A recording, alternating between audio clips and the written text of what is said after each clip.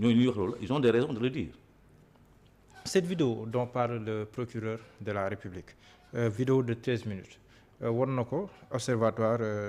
si wàllum lieu de privation de liberté yi ñooñu ñu ne gis neen ko am na ñu ne sax gis neen vidéo bi là où on voit François Mancabou cogner les murs comme ni ko procureur waxee woon loolu tamit ndax boo leen ko déggee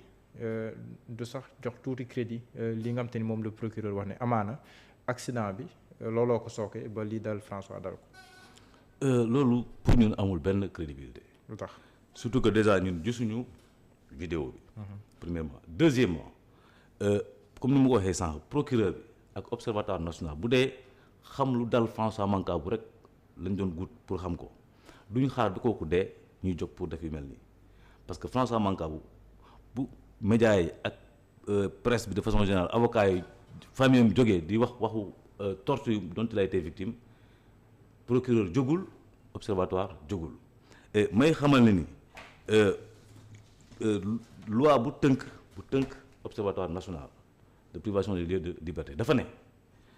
ñoom saa yu leen soobee mën nuñ jóg dem inspecter les lieux de privation de liberté suñu paree def seen rapport yoon tamit ne suñu déggee et allégation de torture war nañ mën a jóg dem seet donc kenn du ma mën a gëmloo man que pendant tout ce temps-là observatoire national de lieu de privation yëgul kaaw François Mancabou lu tax ñu toog ba kooku gaañu ba procureur def sortie ñu jéem a dem xool vidéo boobu ci lu ñu wax seen communiqué et ensuite ma jàpp ni soo xoolee sax texte bu consacré observatoire national bi dafa ne soo xoolee communiqué ñoom dañuy viser nommément François Mancabou seen communiqué alors que soo xoolee disposition de l'article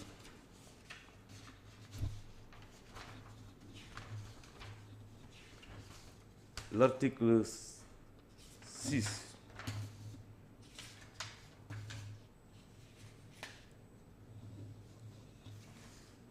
de l'article pas 6 disons 7 article 7 là.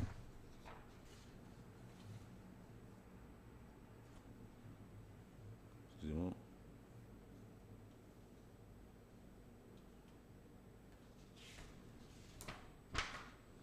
ay jégalu la tam xool. non amul problème.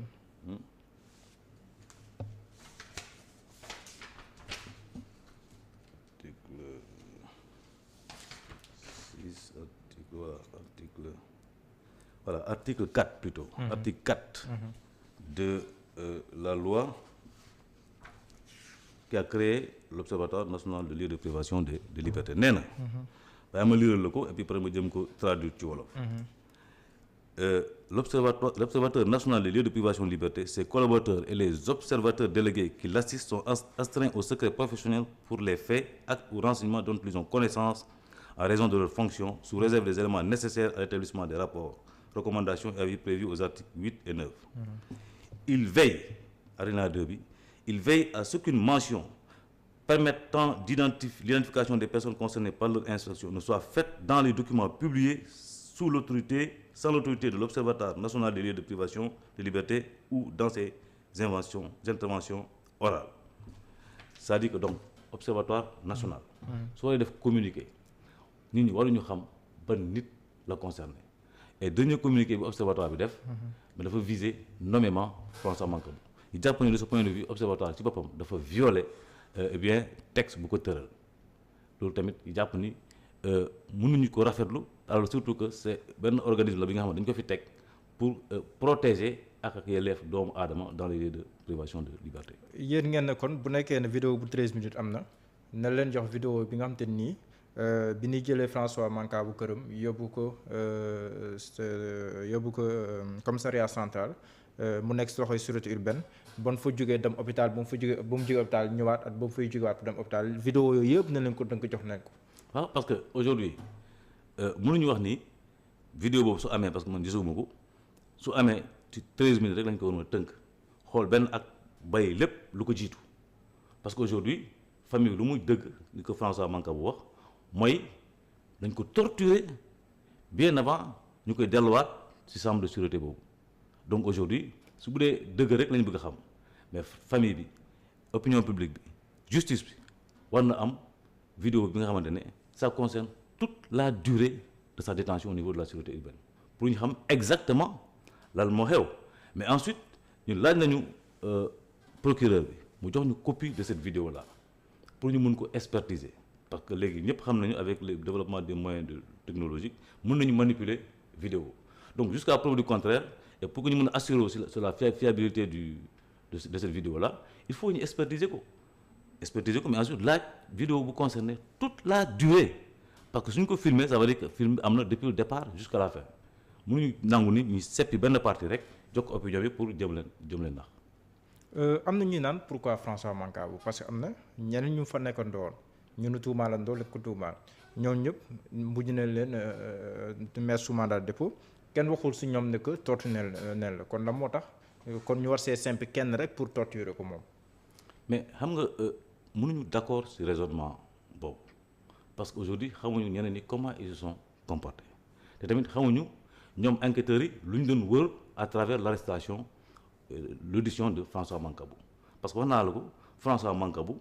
il a un profil qui permet d'établir n'est-ce pas la thèse des actions terroristes ñu bëgg a taxawal donc François Mancabou mu nekkoon garde corps yor benn arme boo xam ne ni procureur nee na autorisation de port d'arme bi mu yor dafa expiré et puis naan autorisation bi mu yor dafa expiré depuis 15 ans mais soo xoolee document boobu mois de mai 2015 mais la am autorisation naka nga mën a am autorisation au mois de mai 2015 ñu naan affaire document bi c'est expiré depuis plus de 15 ans. loolu mooy ni am le 20 mai 2015. voilà loolu mooy ni quand même day wane ni quelque part procureur waxul dëgg opinion bi donc mel ni daf leen bëgg a sëlëmal te loolu affaire si loolu la ñuy loolu c'est ça qui fait mal et loolu la ñuy ñaawlu parce que procureur comme ni ñu koy waxee ci wolof dafa war a tëddee njaaxaanaay wut fu dëgg bi nekk bu dee François Mancabou famille lu mu wax taxawul eh bien ñu jàpp nañ loolu la mais bu dee tamit. lu mu wax taxaw na mais éléments yi def enquête yi nga xam ne dañuy permettre que ñu établir loolu mais mënul jóg dès le départ mu bëgg a écarter responsabilité pénalu policiers yooyu. pourtant procureur nee na dina tijjulu na sax ab enquête dénk ko dig te moom si boppam moom moo koy saytul boppam kon loolu est-ce que woon na que procureur effectivement bëgg na mbir yi leer.